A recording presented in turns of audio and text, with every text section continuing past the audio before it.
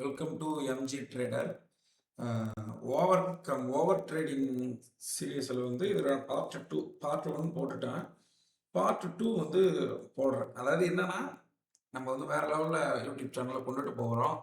அதுக்காக வந்து இப்போ ஒரு விஷயம் வந்து ஒரு பிகினரும் வருவாங்க, ஒரு எக்ஸ்பீரியன்ஸ் ட்ரேடரும் வருவாங்க, ஒரு இன்டர்மீடியட்டும் வருவாங்க. அப்போனா நம்ம எல்லாத்தையுமே கவர் பண்ணிடும், ஸ்டார்டிங்கே போட்டுரும். ஆக்சுவலாக இதெல்லாம் போட்டது தான் நான் கவர் பண்ணிடணுன்ற மைண்ட் செட்டில் தான் நான் வந்து இதை பிளான் பண்ணியிருக்கேன்.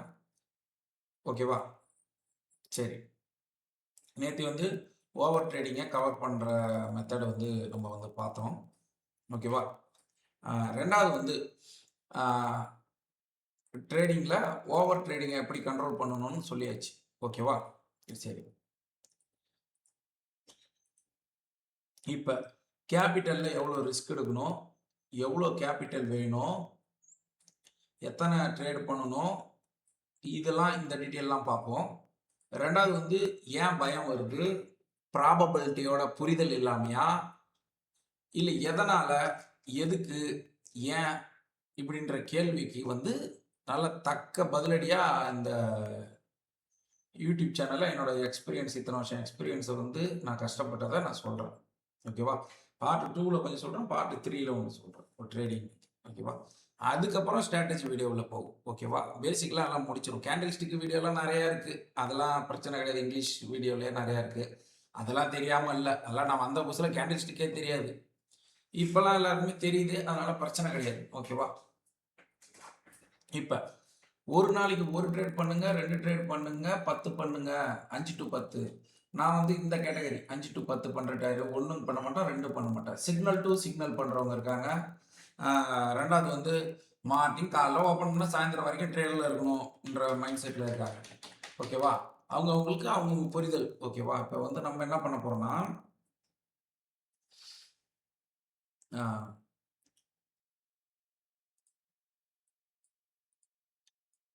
இப்போ உதாரணத்துக்கு வந்து ஒரு 1 லட்ச ரூபா கேபிட்டல் இருக்குது.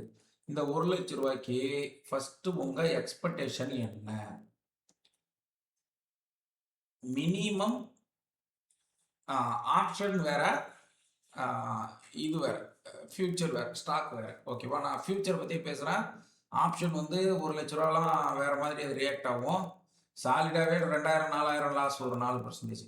இப்போ 1 லட்ச ரூபாய்க்கு 1000 ரூபா என்பது 1%. அப்போனா 1 லட்ச ரூபாய்க்கு 1% தான் நீங்கள் ரிஸ்க் எடுக்கணும் கேபிட்டலில். 1 to 2%, 2000 ரூபா ரிஸ்க் எடுக்கணும். ஓகேவா? சரி. இப்போ நம்ம வந்து ஒரு கதை வந்து நான் சொல்லிடுறேன். இந்த கதையிலேருந்து ஆரம்பிப்போம். கொஞ்சம் பிளேடு போடுற போல் இருந்தால் அவங்க சமாளிச்சுக்கோங்க. எங்கள் தத்துவங்கள் இல்லாமல் எதுவுமே வந்து செயல்பாட்டில் தத்துவத்தை வச்சு எதுவும் பண்ண முடியாது. ஆனால் தத்துவம் கற்றுக்காம ஒரு விஷயத்தை ப்ராக்டிஸ் பண்ணி ஜெயிச்சிடலான்னு மட்டும் நம்ம நினைக்கக்கூடாது. இது வந்து என்னோட ஒப்பீனியன். சில பேர் வந்து தத்துவத்தை விரும்ப மாட்டாங்க, அதாவது ஃபிலாசபியை. ஒரு ராஜா, சாரி அந்த கதை இல்லை, அது நான் பார்ட் 3ல் வரேன். அந்த கதை ஒரு ஒரு அப்பா ஒரு பையன் ஒருத்தவங்க இருந்தாங்களாம். ஓகேவா? அந்த பயங்கரமான காத்தடிக்குதான், கரண்ட் போயிடுச்சான்.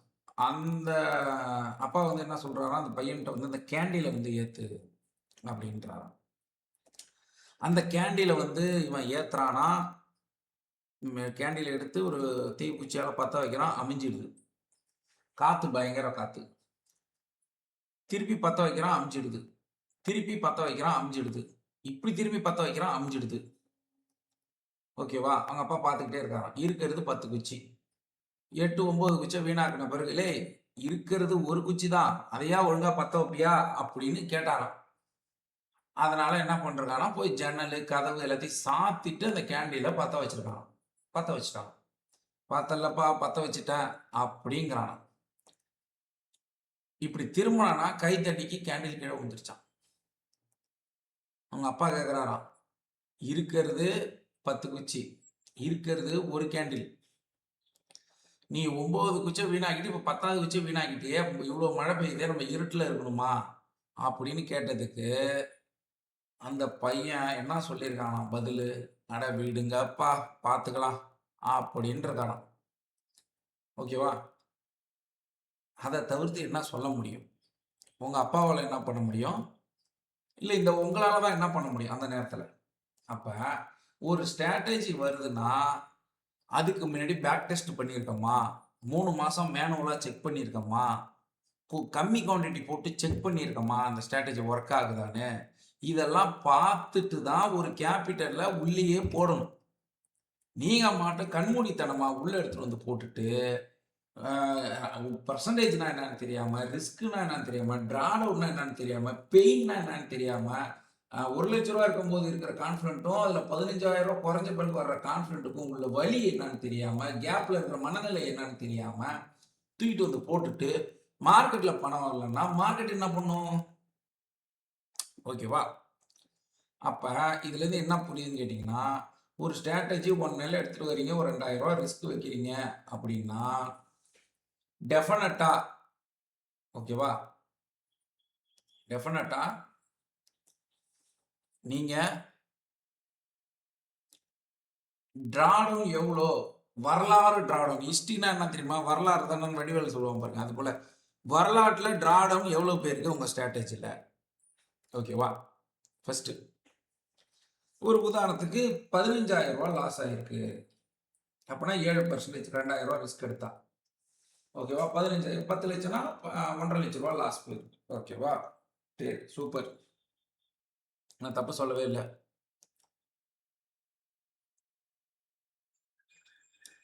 அப்ப ரூ. 15,000 லாஸ் போயிருக்கு. இது வந்து நீங்க பேக் டெஸ்ட் பண்ணது. ஓகேவா?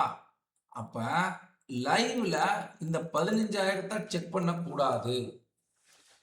லைவ்ல வெறும் ரூ. 1,500 லாஸ் வர்ற போல குவான்டிட்டி போட்டு செக் பண்ணணும். ஏன்னா எக்ஸிகியூஷன் வந்து மேனுவல் எக்ஸிகியூஷன். ரோபோ கிடையாது. ஓகேவா? ரோபோவே இருந்தாலும் எரர் வரும். அப்ப வந்து சரி அப்படின்னு பிளான் பண்ணியாச்சு. இப்ப நீங்க என்ன பண்ணணும்னு கேட்டீங்கன்னா,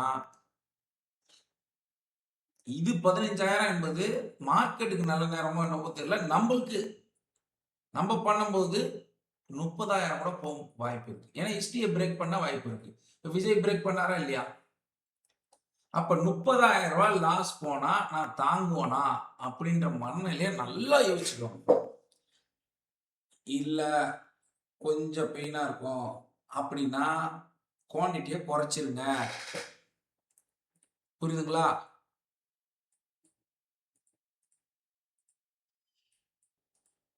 ஓகேவா? அப்ப எல்லா பேக் டெஸ்டையும் பண்ணிட்டு தான் நீங்க இந்த ஒர்க் பண்ணணும். டபுளா. ஓகேவா? இதுல வந்து பார்த்துக்கலாம் அப்படின்னா பதம் பார்த்துரும்.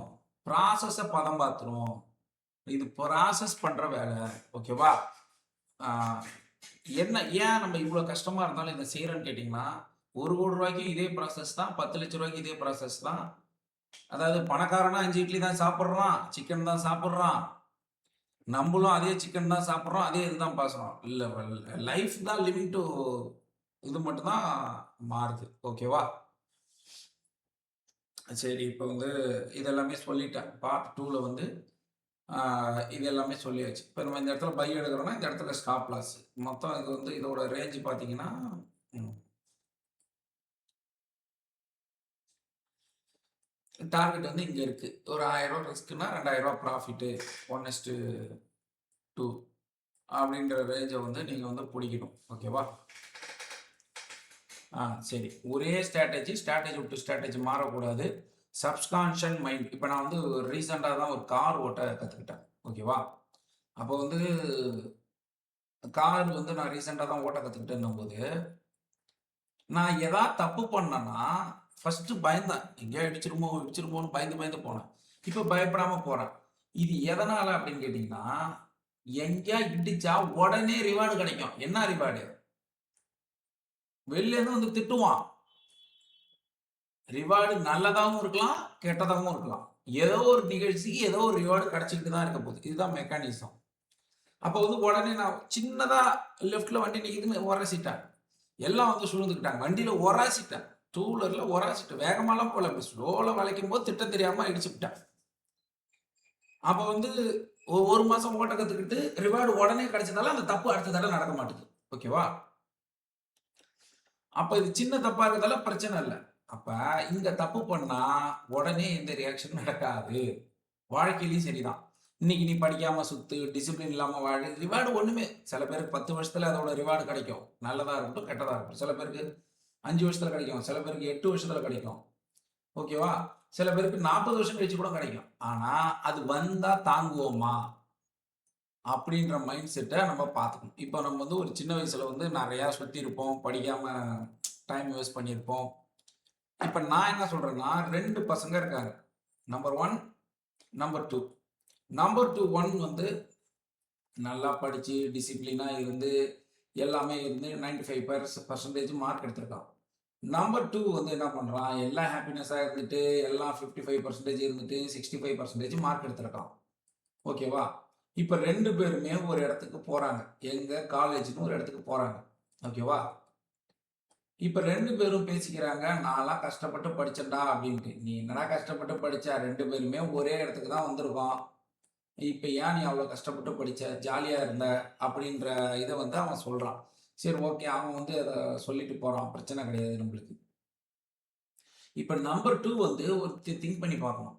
இப்ப நம்ம சுத்தல, காலேஜ் பீரியட்ல வந்து டைம் வேஸ்ட் பண்ணல, டிசிப்ளினா படிச்சோம். படிச்சதுக்காக இன்னைக்கு வருத்தப்படுறோமா? இல்ல ப்ளே பண்ணிட்டோம் அப்படின்றதுக்காக சந்தோஷப்படுறோமா? படிச்சிருக்கலாம் தான் அப்படின்ற எண்ணம் வந்து இருக்கு. ஓகேவா? இது வந்து கிளாரிட்டி ஆயிருக்கும் அப்படின்னு நினைக்கிறேன் உங்களுக்கு. அப்ப இவன் வந்து நினைச்சு பார்த்தனா, இவனுக்கு தெரியும். அப்ப தப்பு பண்ணிட்டான். அப்பன்னா இப்ப ஒண்ணும் இல்ல நீங்களே கேளுங்க. இப்ப எவ்வளவோ தப்பான விஷயத்த நீங்க பண்ணியிருக்கீங்க. அது பண்ணல அப்படின்றதுக்காக இன்னைக்கு வருத்தமா இருக்கா? அப்படின்றத மட்டும் யோசிச்சு பாருங்க. படிக்காம ஊர் சுத்தியிருக்கலாம், வேகமா வண்டியில போயிருக்கலாம், ரூல்ஸ ஃபாலோ பண்ணாம இருந்திருக்கலாம். அப்ப வருத்தம் இன்னைக்கு இல்ல. அந்த நேரத்துக்கு என்னால செய்ய முடியல அப்படின்றத ஒத்துக்கிட்டீங்கன்னா, நீங்க வந்து கிளாரிட்டி அடைஞ்சிடலாம். ஓகேவா? அதுதான். இப்ப ட்ரேடிங் வந்து நேத்தி ரூல்ஸ ஃபாலோ பண்ணியிருக்கலாம் அப்படின்றத வந்து நீங்க ஒத்துக்கிட்டீங்கன்னா, இன்னைக்கு வந்து எந்த பிரச்சனையும் உங்களுக்கு நடந்திருக்காது. அதாவது அந்த நேர சூழ்நிலைக்கு வந்து நம்மளால வந்து பார்ட்டிசிபேஷன் பண்ண முடியல. ஓகேவா? அந்த நேரம் சுகத்துக்கு தான் என் மனசு என்ன தோணுதோ அத தான் செய்ய தோணுதே தவிர, ஒரு டிசிப்ளினா இருக்க தோணல அப்படின்னு நம்ம ஒத்துக்கிட்டீங்கன்னாவே உங்களுக்கு வந்து கிளாரிட்டி சூப்பரா கிடைச்சிரும். ஓகேவா? சரி. பார்ட் 2 டிராடவுன் பேசியிருக்கோம். கதை சொல்லியிருக்கோம். வழி சொல்லியிருக்கோம். 2 பசங்களோட ஸ்டோரி சொல்லியிருக்கோம். அந்த நேரம் இருக்கிற சூழ்நிலைய வந்து என்னால கண்ட்ரோல் பண்ண முடியலன்றத வந்து ஏத்துக்கிட்டோம். ஏத்துக்கிட்டோன்றதோட புரிஞ்சுக்கிட்டோம். அப்ப அந்த நேரத்துக்கு என்னால பண்ண முடியல. அதோட ரிட்டர்ன் வந்து எங்க கிடைக்கும்னு கேட்டீங்கன்னா, இவன் காலேஜ்லயே ஆவரேஜ் எடுத்து ஒரு சின்ன கம்பெனிக்கு போவான். நம்ம இவ்ளோ கஷ்டப்பட்டு படிச்சோமே, காலேஜ்லயே நல்லா படிக்கும். நல்ல கம்பெனிக்கு போகணும். இவன் போயிடுவான். இவன் நம்ம அப்பயிலேருந்தே ஆவரேஜ் தானே இருக்கோம். ஏதாவது சின்ன வேலைக்கு போலான்னு. நெட்டா பார்க்கும்போது, ஃபைனான்ஸா பார்க்கும்போது 2 பேருமே வந்து ஃபெயிலியர் ஆயிடுவாங்க. அதாவது ஒரு ஆள் வந்து ஃபெயிலியர் ஆயிடுவாங்க. அதாவது ஃபெயிலியர்னா எப்படி சொல்றதுன்னா, அவங்கவங்க மனநிலைய பொறுத்து தான் இருக்கு. ஒருத்தவனுக்கு வந்து 10,000 போதும், ஒருத்தனுக்கு 15,000 போடும். இருந்தாலும் ஒரு விஷயத்த நம்ம ஒரு பொருள வாங்க முடியலன்னும்போது, அது ஃபெயிலியர் தானே அந்த மெத்தடு. அதான் நம்ம தேவைக்கு. ஓகேவா? ஓகே. இது வந்து புரிஞ்சிருக்கும்னு நெனைக்கிறேன். கிளாரிட்டியா இருக்கும்னு நெனைக்கிறேன். ரிஸ்க் ரிவார்ட பத்தி சொல்லியாச்சு. பெர்சன்டேஜ சொல்லியாச்சு. டிராடவுன் சொல்லியாச்சு. பார்ட் 3ல வந்து டிராடவுன் அதாவது ரிஸ்க் ரிவார்டு ஆ கன்சிஸ்டன்சியோட அ இது என்ன புரிதல் என்ன? இதெல்லாம் வந்து பார்ட் 2ல வந்து நான் போடுறேன். ஓகேவா? ஓகே. இத பாருங்க இப்ப நம்ம இங்க என்ட்ரி எடுத்தோம்னு சொன்னா, கீழ ஸ்டாப் லாஸ் ஹிட் ஆயிடுச்சு. இந்த ஜோனுக்கு கீழ. ஓகேவா? ஓகே. ஆ இத வந்து நீங்க பார்த்துக்கோங்க. கிளாரிட்டியா இருக்கும்னு நெனைக்கிறேன். இதுக்கு மேல ஒண்ணும் சொல்லல. பார்ட் 3ல வந்து ரிஸ்க் ரிவார்டு, டிராடவுனு, ஒரு நாள் தப்பு பண்ணிட்டு, இன்னொரு நாள் வர்ற ப்ராஃபிட்டோட இது என்ன, ஸ்கேல் என்ன, இதெல்லாம் வந்து நாளைக்கு வந்து பார்த்துருவோம். ஓகேவா? இந்த சீரிஸ் வந்து போடணும்னா, கன்டின்யூ அப்படின்னு கமெண்ட் பண்ணுங்க.